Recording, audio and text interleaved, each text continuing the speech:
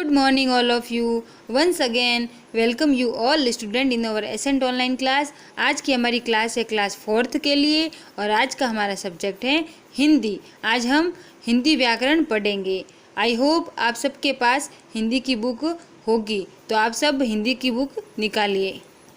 बच्चों, ये आपकी हिंदी की बुक है। इसका सबसे फर्स्ट वाला अपन चैप्टर रीड करेंगे। सबसे फर्स्ट चैप्टर क्या है? भाषा एवं व्याकरण। तो आज हम भाषा और व्याकरण के बारे में पढ़ेंगे। बच्चों, आपने देखा होगा कि विद्यार्थी पुस्तकालय में शांत होकर पुस्तकें पढ़ते हैं क्योंकि वहाँ बोलना निषिद्ध होता है। उस समय हम संकेत के माध्यम से एक दूसरे को अपनी बात समझाते हैं। सिर्फ कुछ संकेत ही ऐसे होते हैं जिन्हें हम आसानी से समझ अथवा समझा सकते हैं। ऐसे कुछ संकेत हैं। सिपाही अपने हाथ से यातायात को रोकने का संकेत करता है। ऐसे अन्य और भी दूसरे संकेत हैं जिनका प्रयोग हम सिर्फ आमने सामने रहकर ही कर सकते हैं। अगर हमें दूर बैठे लोगों से कुछ कहना है तो हम संकेत के माध्यम से नहीं कह सकते। दूर बैठे लोगों से वार्तालाप करने के लिए किसी अन्य साधन की आवश्यकता पड़ती है, इसलिए भाषा का निर्माण किया गया। जिस साधन के द्वारा हम अपने विचार बोलकर अथवा लिखकर प्रकट करते हैं, दूसरे के विचारों को सुनकर अथवा पढ़कर समझ लेते हैं, उस साधन को ही भाषा कहते हैं। भाषा किसे कहते हैं? जिस साधन के द्वारा हम अपने विचारों को बोलकर अथवा लिखकर प्रकट करते हैं एवं दूसरे के विचारों को सुनकर अथवा पढ़कर समझ लेते हैं, उस साधन को ही भाषा कहते हैं। संक्षेप में भावों अथवा विचारों के आदान प्रदान के साधन को ही भाषा कहा जाता है। भाषा के प्रकार। भाषा कितने प्रकार की होती है? भाषा 2 प्रकार की होती है, मौखिक भाषा और लिखित भाषा।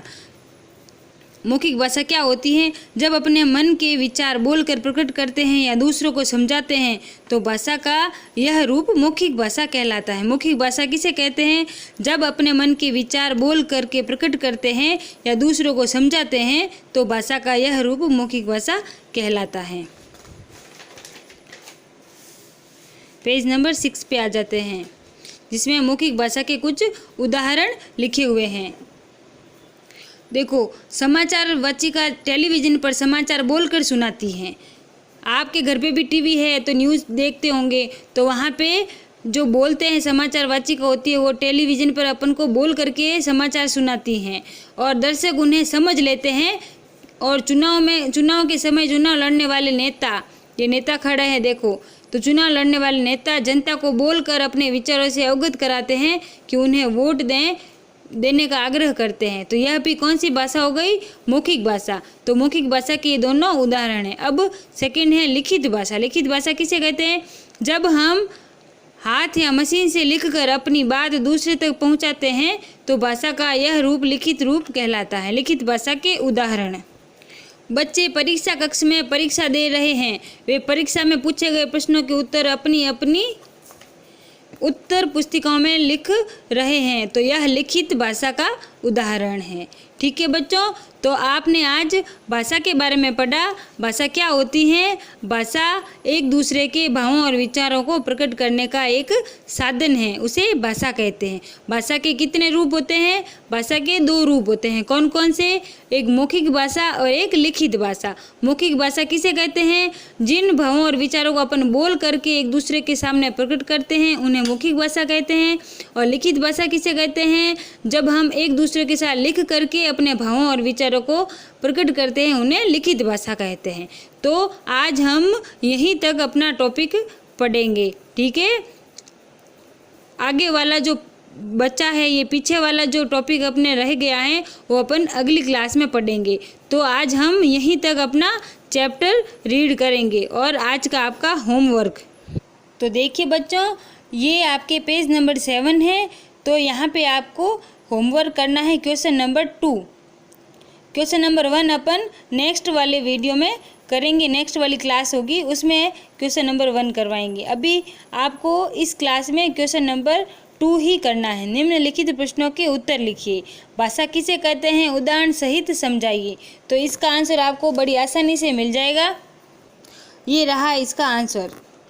जिस साधन के द्वारा हम अपने विचार बोलकर अथवा लिखकर प्रकट करते हैं और दूसरे के विचार को सुनकर अथवा पढ़कर समझ लेते हैं, उसी साधन को ही भाषा कहते हैं। तो ये ही है उसका आंसर। अब ख, भाषा के कितने रूप होते हैं, उदाहरण सहित बताइए। भाषा के 2 रूप होते हैं, मौखिक भाषा और लिखित भाषा। तो आपको यहाँ पे मौखिक भाषा के उदाहरण में ये पढ़ा और लिखित भाषा का उदाहरण ये पढ़ा, ठीक है। तो ये आपको उसका आंसर लिखना है। ये फ़ोटो आपको अपनी कॉपी में नहीं बनाने हैं, सिर्फ आपको उदाहरण लिखना है और भाषा के 2 रूप लिखने हैं, मौखिक भाषा और लिखित भाषा, और उन दोनों के उदाहरण यही लिखना है। मौखिक भाषा का उदाहरण ये लिखना है और लिखित भाषा का उदाहरण ये लिखना है, ठीक है। और तीसरा आपके ग में है, बातचीत के माध्यम से विचारों को प्रकट करने के लिए कौन सी भाषा का प्रयोग होता है? कौन सी भाषा का प्रयोग होता है बातचीत से? मौखिक भाषा का।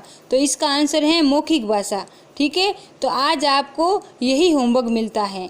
क्वेश्चन नंबर 2, निम्नलिखित प्रश्नों के उत्तर लिखिए, जिसमें क, ख और ग, ठीक है।